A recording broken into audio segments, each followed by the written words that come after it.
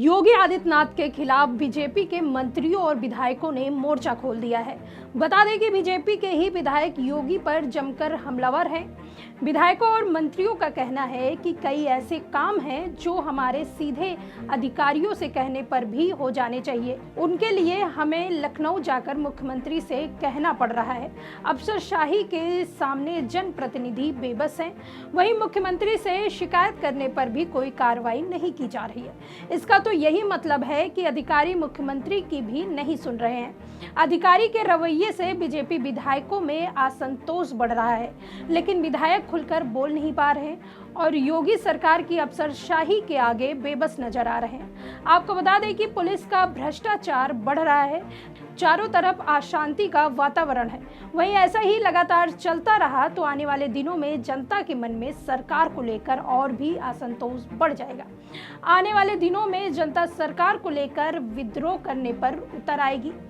नमस्कार, मैं सुष्मिता मिश्रा। आप देखना शुरू कर चुके हैं 4PM न्यूज नेटवर्क। दोस्तों, हाल ही के दिनों में उत्तर प्रदेश के लोनी से विधायक नंदकिशोर गुर्जर, राज्य सरकार में मंत्री आशीष पटेल, भदोही से विधायक दीनानाथ भास्कर, लखीमपुर खीरी के कई विधायक और कई अन्य नेताओं ने खुलकर राज्य सरकार के अधिकारियों के खिलाफ नाराजगी जाहिर की। बता दें कि अफसर और नेताओं के बीच समन्वय में कुछ अव्यवस्थाजनक खामियां हैं।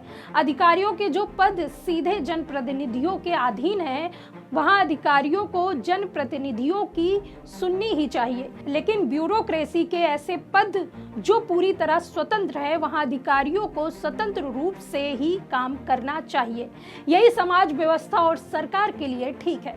आपको बता दें कि बीजेपी की सहयोगी पार्टी अपना दल सोनेलाल के नेता और उत्तर प्रदेश सरकार में कैबिनेट मंत्री आशीष पटेल ने अफसर पर खुलकर हमला किया है। आरोप यहां तक लगाया है कि लोकसभा चुनाव के दौरान उनकी पत्नी अनुप्रिया पटेल को चुनाव हराने की साजिश मिर्जापुर में तैनात अधिकारियों ने की थी। वहीं उन्होंने सोशल मीडिया पर कुछ अधिकारियों का नाम लिखकर यह आरोप लगाया कि यूपी के अफसरशाही के कुछ अधिकारी उन्हें नुकसान पहुंचाने के लिए षड्यंत्र कर रहे हैं। अपना दल कामेरावादी की नेता और सिराथू से विधायक पल्लवी पटेल ने आशीष पटेल पर तकनीकी शिक्षा विभाग में पदोन्नति में कथित भ्रष्टाचार के आरोप लगाए हैं। वहीं सभी आरोपों पर आशीष पटेल ने साफ कह दिया है कि मैं किसी भी तरह की जांच के लिए तैयार हूं। यह बात मैं पहले भी कई बार कह चुका हूं। बता दें कि ये विवाद बढ़ने के बाद आशीष पटेल ने लखनऊ में मुख्यमंत्री योगी आदित्यनाथ से मुलाकात भी की थी। आशीष पटेल ने अपने अधिकारियों पर बड़ा आरोप लगाते हुए कहा था कि हमारे खिलाफ षड्यंत्र लोकसभा चुनाव के समय से ही शुरू हो गया था। ये अधिकारी किसके इशारे पर ऐसा कर रहे हैं यह मुझे नहीं पता, लेकिन हमारे खिलाफ बड़ी साजिश की जा रही है। गाजियाबाद के लोनी से विधायक नंदकिशोर गुर्जर ने खुलकर अधिकारियों पर भ्रष्टाचार में लिप्त होने और अपने क्षेत्र में गौकसी करवाने के आरोप लगाए हैं। वो सार्वजनिक मंचों पर अधिकारियों पर आरोप लगाते हुए बयान दे चुके हैं। नंदकिशोर गुर्जर ने कहा कि अगर पुलिस चौकी थाने भ्रष्टाचार का अड्डा बन जाए और खुलकर गौकसी हो रही हो तो क्या जनप्रतिनिधियों को चुप रहना चाहिए?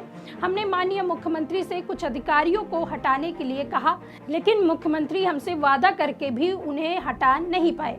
इसका तो यही मतलब है कि भ्रष्टाचार में लिप्त अधिकारी मुख्यमंत्री पर भी हावी हो गए हैं। वहीं जनप्रतिनिधि को जनता के लिए उपलब्ध रहना होता है, जनता के काम कराने होते हैं। मौजूदा अफसरशाही के सामने हमारी नहीं चल रही है। मैं ये बात खुलकर बोल रहा हूँ। बीजेपी के बहुत से विधायक ऐसे ही महसूस करते हैं, लेकिन अपने निजी कारणों से वो बोल नहीं पा रहे हैं। हालांकि नंदकिशोर गुर्जर जोर देकर कहते हैं कि अपनी बात मुख्यमंत्री योगी आदित्यनाथ तक पहुंचाने में उन्हें किसी तरह की दिक्कत नहीं है, लेकिन वो ये भी कहते हैं कि इतना खुलकर अपनी बात कहने के बावजूद असर नहीं हो रहा है। वहीं अगर जनप्रतिनिधि आम आदमी की सुनवाई नहीं करवा पाएंगे तो आगे चुनाव में नेता जनता को क्या जवाब देंगे?